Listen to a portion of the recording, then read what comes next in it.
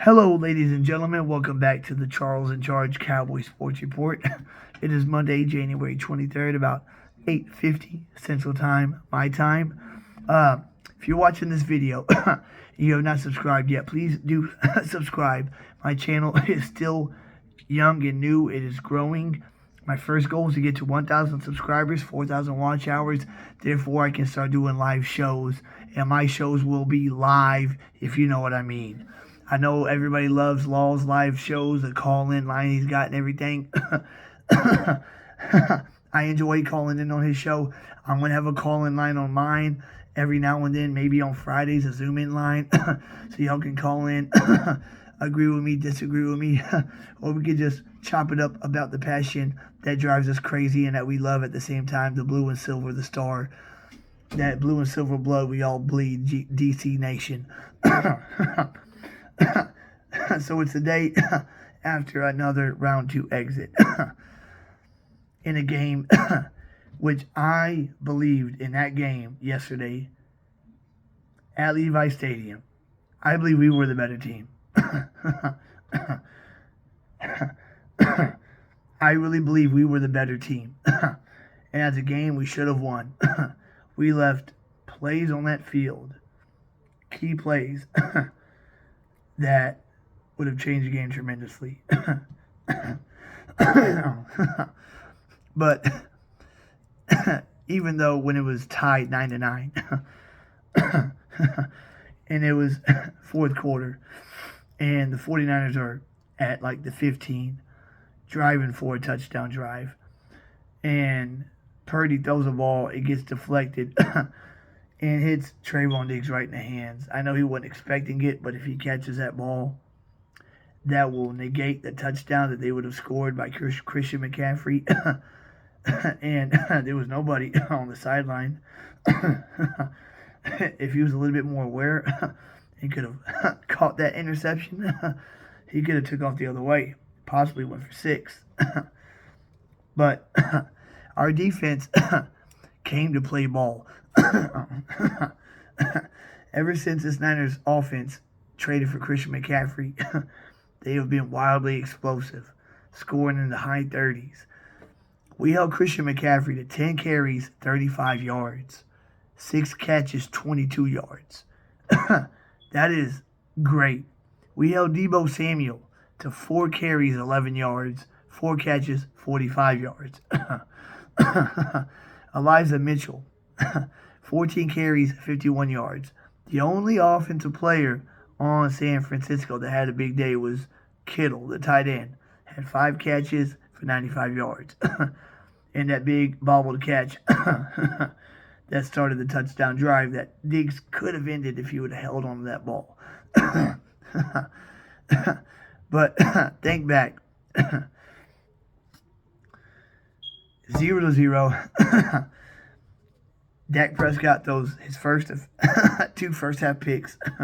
And he throws it deep in our own territory at our own 20. So San Fran starts inside of our own 20. Our defense hangs tough, holds them to a 3-and-out. They get a field goal. So Dak essentially gives San Fran 3 points right there. Lance Lenore was in front of Gallup. He was not open. I don't know what he was looking at on the read, why he even threw that ball. That was a horrific interception. You fast forward, we have a good drive. We get a roughing the passer penalty in our favor to help that drive. And then Dak throws a touchdown pass to Dalton Schultz. 6-3. Maher lines up for the extra point, gets blocked. He would have missed it anyway because as you saw the ball leaving the kick, it was going wide left. So 6-3. San Fran gets a field goal drive, ties it up. It's less than 3 minutes to go in the first half. We're at San Fran's 18-yard line, 15-yard line. It's 2nd and 2. That's a drive that we most likely would score a touchdown on. It's 2nd and 2. We just need 2 yards for a first down. Dak steps back to pass. 4-man rush. He's got 2 different lanes that he could run the ball and get the first down and slide. But no, for some reason he wants to try to thread the needle in between the safety Ward and linebacker Fred Warner to CeeDee Lamb. For some reason he thinks that's the best option. And like I say, time in and time out, Dak Prescott is the best game manager that you can get, but he is not a prolific passer. Every now and then he can wow you with a throw, but he cannot thread the needle like Joe Burrow or the Mahomes of the league or the Herberts or Allens or hell, right now, the Brock Purdy's. I mean, the Herberts, the young guys of the league, Rodgers, Brady, and the prime Manning. He's not that kind of quarterback. In high school in Mississippi State, he was a running quarterback. His last year at Mississippi State, he damn near ran for 1,000 yards, had 13 rushing touchdowns. So it's 6-6, 2nd and 2. Instead of taking off, getting a first down, live to see another set of downs, to potentially score a touchdown and go into halftime up 13-6, and receiving the ball to start the second half, which is double dipping, which is what Bill Belichick is great at, is when he defers, is scoring right before halftime and then scoring right after halftime. So instead of possibly going up 13-6, he gives the ball back to San Fran for a second time on a second horrible throw, and San Fran takes that turnover and turns it into 3 points of their own before halftime. So you take that point swing right there. The first interception, 3 points. The second interception negates 3 points, possibly 7 for us, and gives them 3. So that is a possible 9 to 13 point swing. That is huge in a defensive battle nip and tuck game. And in the second half, I know Tony Pollard went down in the second quarter, broken tibia. Huge blow to our offense because he is by far the fastest guy on our offense. He's the guy that makes the home run plays. In the second half, Dak has Lamb down the left sideline. He's behind the defenders. If Dak throws a ball like he's supposed to, CeeDee Lamb hits his head on the goalpost. But no, he underthrows it severely. CeeDee Lamb has to come back, make an amazing catch. San Fran did get a pass interference penalty on it, but Lamb still caught it. It was a great play, but it should have been a touchdown. In the fourth quarter, late in the fourth quarter, he's got Michael Gallup, who splits the safeties on a deep post down the middle.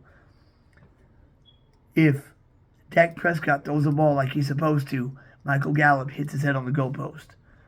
Another touchdown pass that should have been. Dak Prescott played wonderful against Tampa Bay. And then we all forgot about the previous 2 months. And then yesterday, it reared its ugly head again. He was out for 5 weeks during the season. Played 12 regular season games, 2 postseason games.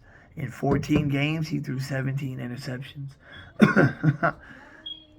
Dak has went 49 consecutive games without having back-to-back turnover-free games. Imagine that. 49 straight games since he's had back-to-back turnover-free games. He hasn't had back-to-back games without a pick or a fumble lost in back-to-back games since 2018 finale and the 2019 first game. I believe that's talking about regular season where I got that stat. This loss falls on Dak's shoulders. It does. Because as a $40 million quarterback, if your running back goes down in the second quarter, you got to be able to put your team on your shoulders and lead them to victory. Our defense did everything they could. They played outstanding. Our special teams got a turnover for us. Kelvin Joseph made his one good play of the year. we got the fumble, and we we couldn't punch it in the end zone. We could only get 3. Now, that being said, this team this year was better than last year's team. This team this year got better than last year's team that went one and done against San Fran. I know everybody's calling for Prescott's head. They want him traded.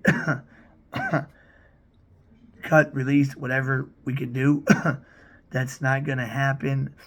I would be shocked if that happened. We will have him for one more season for sure. And after next season, then we can get out of it.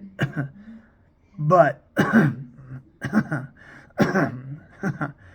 we're getting better.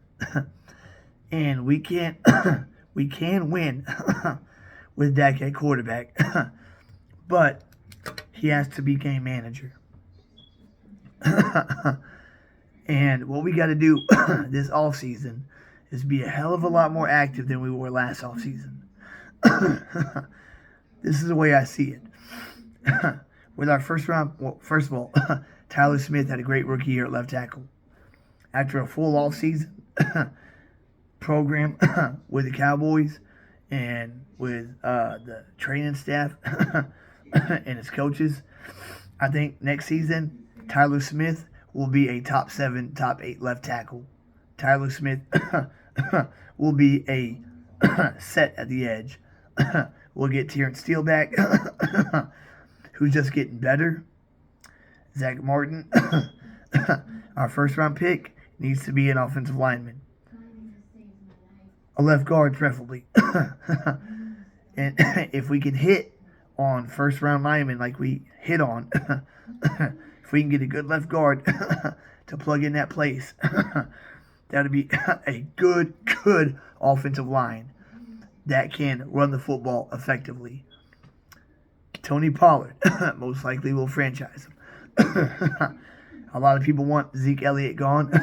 I still think he has a lot to offer. Now, he said that he wants to stay in Dallas and will take a pay cut.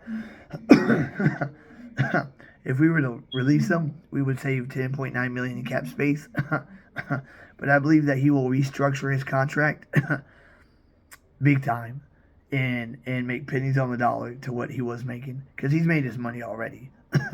I think with Zeke, it's not about money anymore. It's about winning that ring. So if we don't sign Pollard, I believe we'll put the tag on him.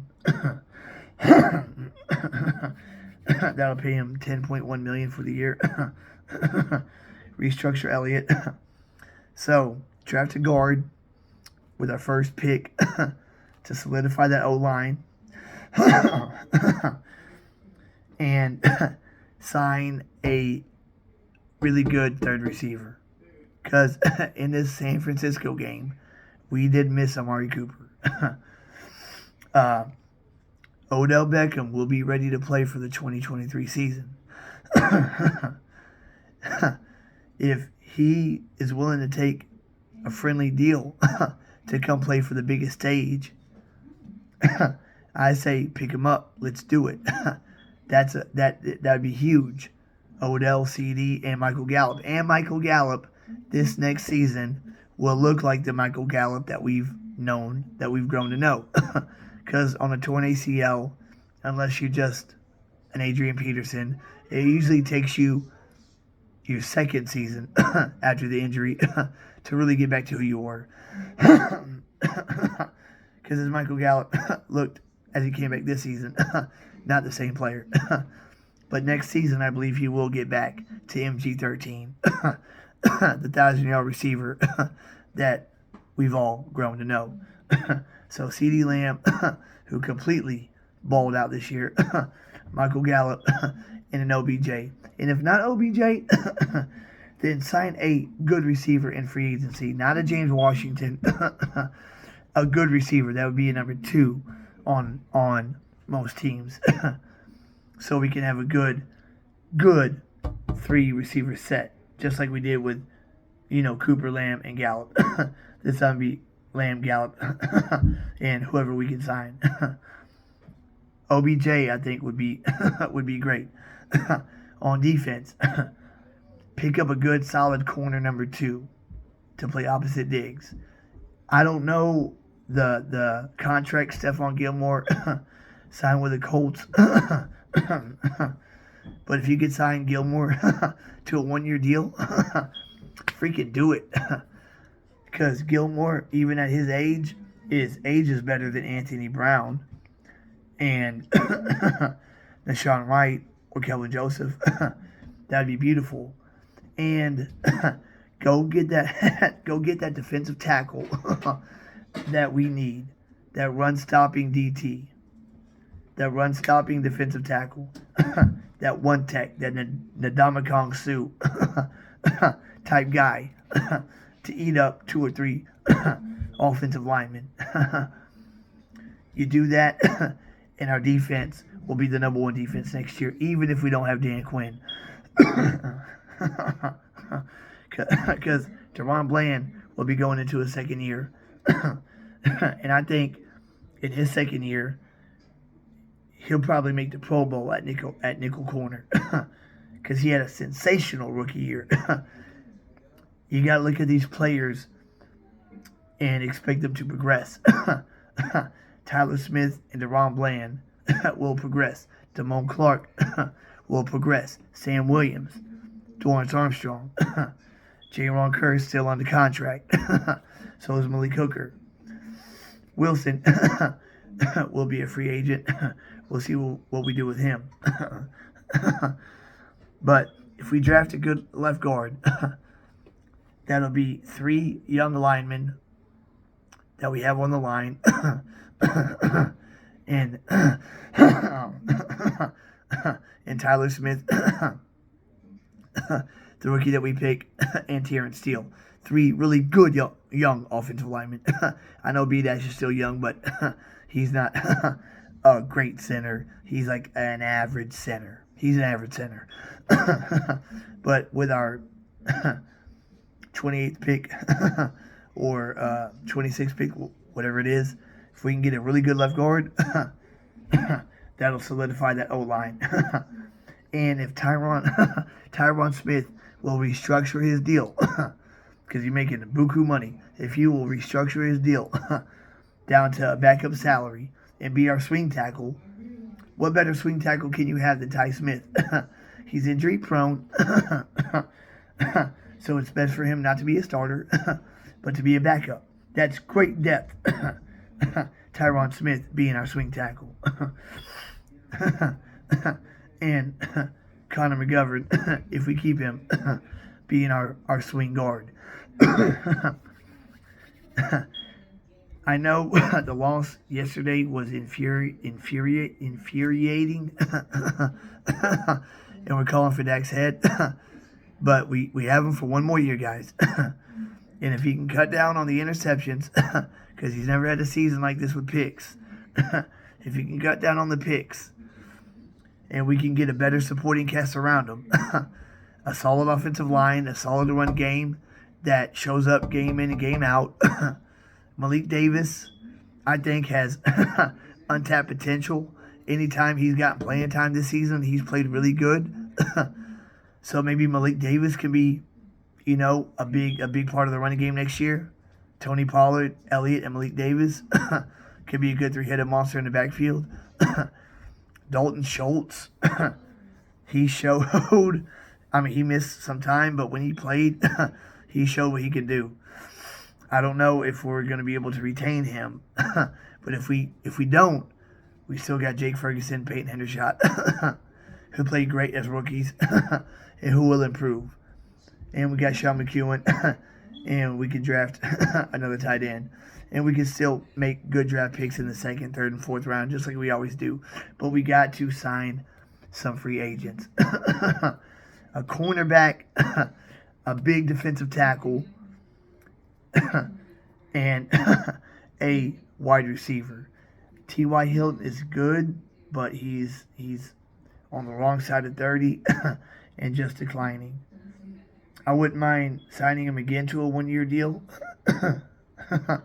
Very, very cheap contract, just as receiver depth. But we need to sign a big guy. OBJ is what I'm thinking. if he's not available, sign a receiver with speed.